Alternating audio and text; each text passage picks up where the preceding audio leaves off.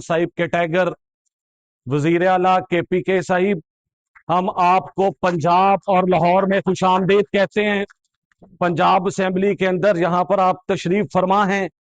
हम ये ईमान रखते हैं अल्लाह के फजलो करम से, सरकार के सदका से, कि वो दिन दूर नहीं जब लाखों करोड़ों दिलों की धड़कन इमरान खान साहिब पार्लियामेंट हाउस के अंदर होंगे और वजीर आजम होंगे, और इंशाअल्लाह इसी पंजाब के अंदर इसी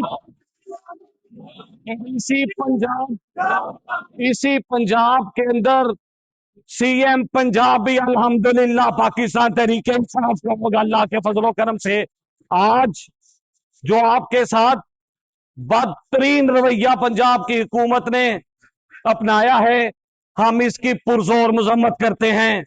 और एक बात बता दें कि अपने चेयरमैन सुन्नी इत्तेहाद कौंसल साहिबजादा हामिद रजा की सूरत में हम पाकिस्तान तहरीक इंसाफ के साथ डंके की चोट पर खड़े हुए हैं।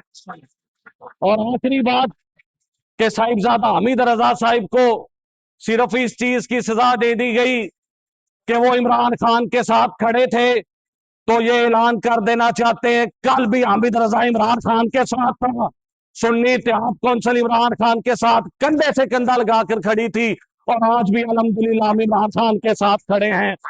और सर, यहाँ पर ये पार्लियामेंटेरियन तशरीफ फरमा है, यहाँ पर हमारे साहब अपोजिशन लीडर अहमद बच्चर साहब, हमारे 8 पार्लियामेंटेरियंस को नाअहल कर दिया गया, वो दबंग आवाजें आपने बंद कर दी, लेकिन ये दबंग आवाजें आप बंद नहीं कर पाएंगे।